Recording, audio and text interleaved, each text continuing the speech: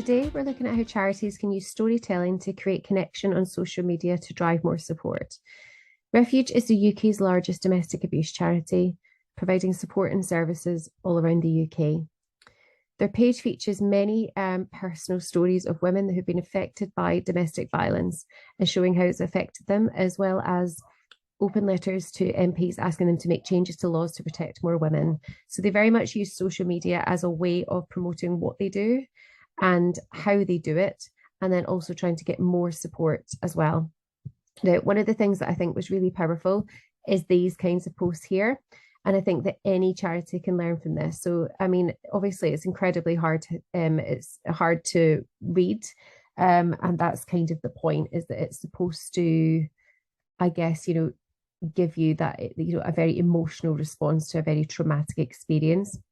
So here you have the image of the lady, and then you've got their name, and then it explains, that basically what the lady has been through, and then it explains. It gives you her personal insights as well on the experience. Now, this is all about her telling a story, but then it's also a lot of them are then they go on to talk about the success story and how she's actually doing since leaving that difficult relationship. So it gives you warmth that that they're doing well in the end, and it shows the difference, I guess, that working with a charity like Refuge can make to someone's life. But it also is quite, painful and very emotive when you're actually reading the story about what the lady has been through, and amongst obviously all these other incredible women that have been through this as well. So I think what's amazing is this is about telling a story. They show the real people behind the real story. They give you the what happened from their perspective. They give you the what happened exactly from the actual lady's perspective. Then they give you I guess, where she is now, and then they say how you can support them. So they also give if you like, a call to action at the end of it. And as you can see, it gets a lot of engagement, and it really, really, really gives you a feel for what this charity can do for people just by telling this story. Now, if I was Refuge, I'd be looking around the UK at different locations that I can get engaged with to get even more support on my social media. So I would go to the Engage tab of Maybe.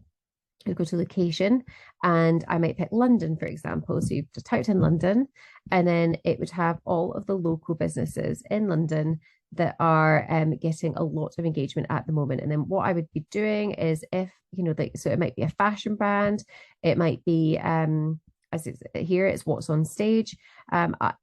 Anybody who's visiting the theatre, anyone who's engaging with a fashion brand, there's going to be a lot of people who might need help as well, or might be able to spread the word of what Refuge are doing.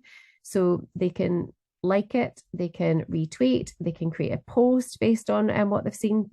They can share it, they can get involved. And then what that does is that anyone who's reading what's on stage, for example, or anyone who's looking at this fashion brand, they would be able to physically see that Refuge have liked it. They'd be able to then go back and engage with their post, and it attracts new eyes onto their feed.